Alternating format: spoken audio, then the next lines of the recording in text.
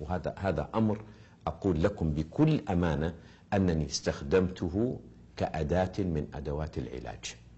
لقد عالجت مرضى اكتئاب كثيرين بالصدقات. وإذا كان المصطفى عليه الصلاة والسلام يقول داووا مرضاكم بالصدقات، وفهم الناس أن هذا الدواء والعلاج للأمراض العضوية والجسدية، فقد جربته في الأمراض النفسية، وبالتحديد الهم والحزن والاكتئاب. نعم، كدر، ضيق، اكتئاب، عالجوه بالصدقات. وجربت الصدقات بصورتين: الصدقة اليومية اللي هي على هيئة انك تخلي في درج سيارتك او في محفظتك شوية ريالات، وكلما قابلت في الطريق وانت رايح وانت جاي او وانت ذاهبة وآيبة اختي الكريمة، اخواني الاكارم، حطوا بيد هؤلاء الفقراء. وفي الشوارع نجد من هؤلاء، من عمال نظافة الى بعض الفقراء البسطاء. وهناك أيضا طريقة ثانية لاستخدام هذه الصدقة، أنه في نهاية كل أسبوع نذهب لزيارة أسرة فقيرة. نصيحة: لا تعطوا إن استطعتم أموالكم كلها كصدقة للجهات الخيرية، خصصوا، هذا لا حرج به، ولكن ينبغي أن نذهب بأنفسنا إلى بعض هذه الأسر. كرتون نحط فيه شوية أرزاق، سكر، سمنة، زيت، شوية دجاج، اللي ربي عز وجل يقدرنا عليه. إن استطعتم، وهذا أروع وأفضل، خذوا معكم أطفالكم الصغار عشان يتعلموا كيف يقدروا النعمة. أنا أذكر وإحنا صغار من بين الأدوات اللي كانوا أمهاتنا يستخدمونها معنا، إنه إذا شفتوا وصلة عيش في الأرض، كسرة خبز مكسورة مرمية، شيلوها، انفضوا عنها الغبار، قبلوها، حطوها في مكان لا تدوسوا الأقدام. كنا نتعلم تقدير النعمة بهذه الطريقة. فما من أحد، وكلنا يعرف هذا، ما من أحد يقبل أن يجلس في مجلس لا يقدر فيه، ولا مو صحيح؟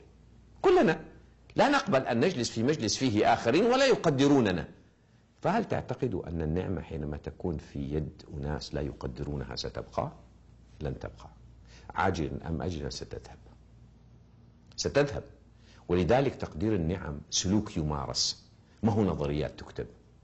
وإذا نبغى هذا السلوك يصبح سلوكا معتقدا به وممارسا من قبل أبنائنا والمحيطين بنا، فعلينا أن نمارسه أمامهم. لذلك الآباء والأمهات اللي يدربوا أبنائهم على تقدير النعمة، أنا بتقديرهم آباء وأمهات رائعين. كل النعم، نعمة الطعام والملابس والتكييف والخدم والسيارة والصحة. أما نعمة الطعام فلا تقدر إلا بحفظها. لا نطلب أكثر مما نحتاج، لا نسمح لأولادنا أن يغرفوا في صحونهم أكثر مما يأكلوا. تحط في صحنك كل اللي انت حطيته، يا أما نجيب طبق واحد نأكل منه كلنا.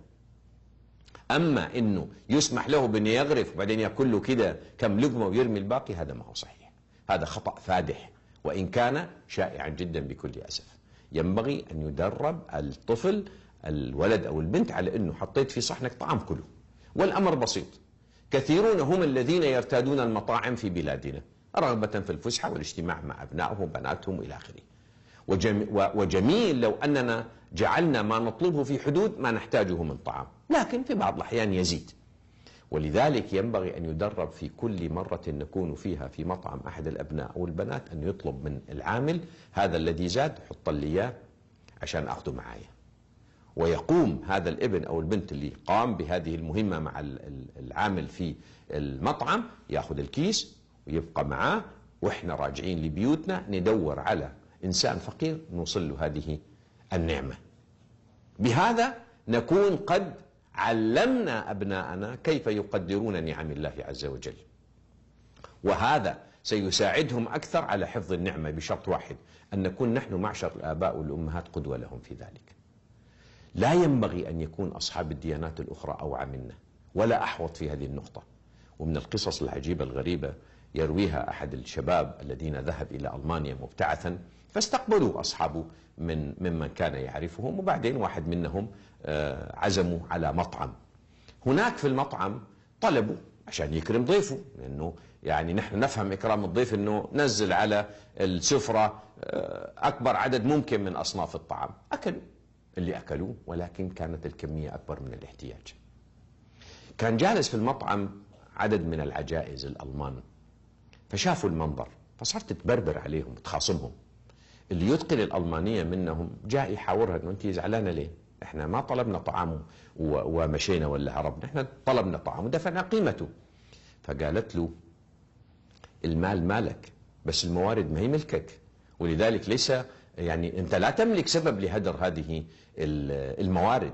واتصلت بالتليفون، وفعلا جاء موظف من البلدية وبدأ يحاور وشرح له النظرية البسيطة اللي ذكرناها قبل شوية. أنت تملك المال لكن أنت ما تملك الموارد. هناك أناس في هذا العالم يحتاجون لمثل هذه الموارد، هناك الكثير من الفقراء، فما يحق لك أنك أنت تتعامل مع المسألة بهذه الطريقة. ودفع موظف البلدية غرامة نقدية. إيش سوى هذا الشاب؟ راح صور القسيمة حقت المخالفة ووزع على الشباب كل واحد منهم صورة، يقول عشان نحتفظ بها ونتعلم مرة أخرى إن إحنا ما نطلب من الطعام أكثر مما نحتاج. فالمال صحيح أنه مالنا، لكن الموارد هي للمجتمع. المشكلة الكبرى فين؟ المشكلة الكبرى يوم يكون الآباء والأمهات والكبار هم القدوة في الإسراف، فكل الطرق اللفظية لن تجدي نفعا على الإطلاق. نحن بحاجة لتذكر أن في العالم اليوم حوالي مليار إنسان جائع، وهناك أناس يقتاتون من القمامة. هناك طفل يجمع الدقيق اللي على الإسفلت عشان يأكله، واحد ثاني يجمع كسر الخبز اللي داستها الأقدام حتى يأكلها، وآخرون لم يعد لهم من آدميتهم إلا الشكل، بلاش أقول شكل، لم يعد لهم إلا الهيكل العظمي الذي لم يعد يكسوه إلا الجلد.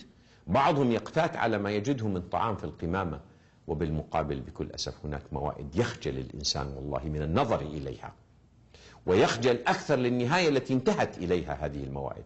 والله هذه الصورة عبارة عن سبة في جبين كل مسلم يمارس هذا السلوك. أنا عن نفسي أقسم بالله أنني أخجل من النظر إليها، فكيف بمن كان سببا في صنعها؟ ماذا سيقول هؤلاء الذين صنعوها يوم الدين لخالقهم؟ ماذا سيقولون لغير المسلمين حينما يرون ذلك؟ هل يمكن لهذا السلوك أن يؤثر فيهم فيجذبهم لهذا الدين ويدخلهم فيه؟ ولا هذه المناظر سوف تبعدهم عن هذا الدين؟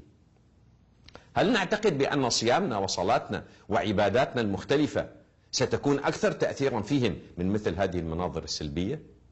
الناس اللي أدخلوا في دين الله بقية البشر في شرق آسيا أفواجا أفواجا، ما تأثروا الناس بصيامهم وصلاتهم ونسكهم، تأثروا أكثر بسلوكهم، بأخلاقهم التي كانت تمارس على الأرض.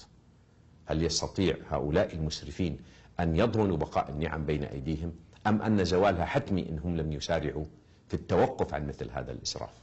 هل يمكن أن تنتفي صفة الإيمان عن أصحاب مثل هذا المنطق؟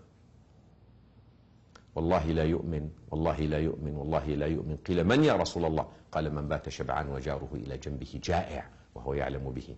ألم تصغر الأرض لدرجة أن الدول والشعوب صارت جيران بعضها البعض؟